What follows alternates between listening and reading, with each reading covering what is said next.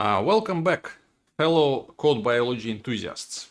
This is episode 2 of my quest to simulate the life itself, specifically a tiny worm called C-elegans. This worm, by the way, shares about 40% of its DNA with humans. If you are just joining me, I am using vibe coding to build a C++ simulation of this worm. And this worm is one of the most studied organisms on Earth. By the way, no one has ever managed to create a complete simulation of any multicellular organism. So the complexity of this project is just staggering. So if I pull this off, we're talking serious scientific breakthrough here. Definitely Nobel Prize material.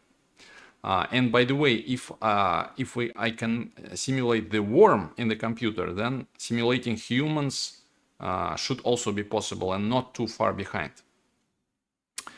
If you are returning from episode 1, this probably means that you are either a biology enthusiast or code enthusiast. Either way, welcome back. And let me show you what I've been working on and what I have achieved since the last episode. Alright, feast your eyes on this beauty, a C-elegans egg in its perfectly spherical glory. Now you might be thinking, that's just a circle, dude. But that's where you'd be wrong. This sphere represents nature's most elegant starting point. See how it's completely symmetrical?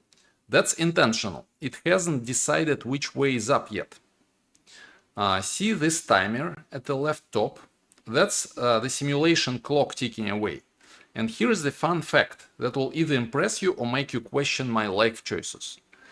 Since the model is fairly simple, it actually runs faster than the real time. Take that, Mother Nature. This outer layer that you are looking at is the cortex. Think of it as the cell's outermost adjustable framework. Picture a mesh of tiny muscle fibers wrapping the cell, tightening and relaxing in coordinated patterns. So how do you simulate something like that?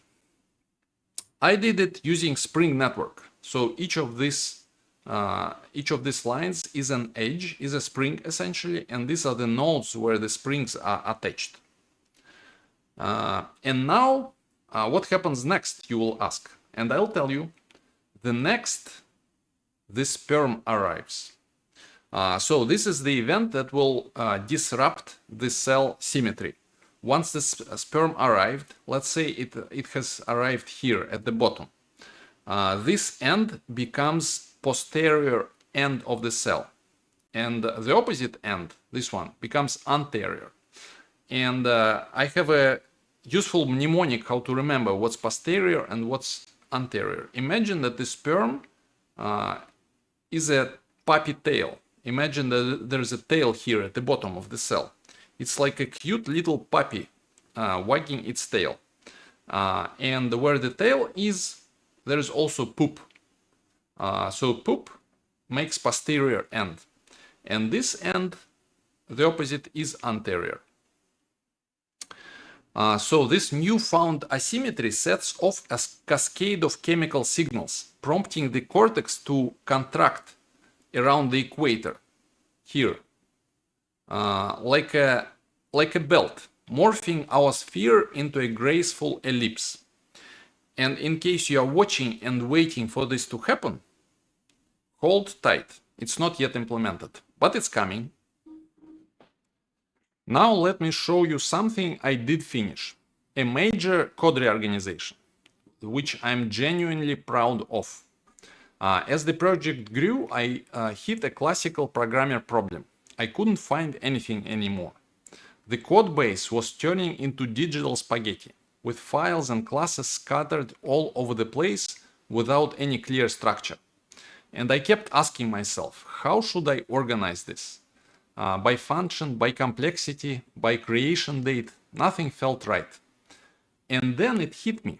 This is a life simulation project, and life sciences are already beautifully organized. We've got chemistry for molecular interactions, biology for cellular systems, physics for mechanical processes, and geometry for special structures. Why reinvent the wheel when academia has spent centuries perfecting this system? So that's exactly what I did. I organized the code base according to scientific discipline that each module represents. And honestly, it made everything so much cleaner, more intuitive, and more fun to work with. Boom! So let me show you how it looks like in the Visual Studio. So I have molecules, proteins, and their dramatic chemical soap operas. That's in the chemistry project. So as you can see here, I have DNA, gene, molecule, mRNA, interactions, and so on. Organelles doing their job, that's in the biology project. So I have cell, cell type, centrosome, chromosome, mitochondrium, nucleus, organelle, and so on. Geometric shapes and special calculations, that's in geometry folder. So I have here connected mesh and vectors. And that spring network that we talked about, that's naturally in the physics folder. It's here. It's called tension sphere. That's it for this episode. In the next episode, I expect that I will show you how the sperm contributes centrosome to the egg, to the spherical egg that we saw. And the centrosome is supposed to grow microtubules.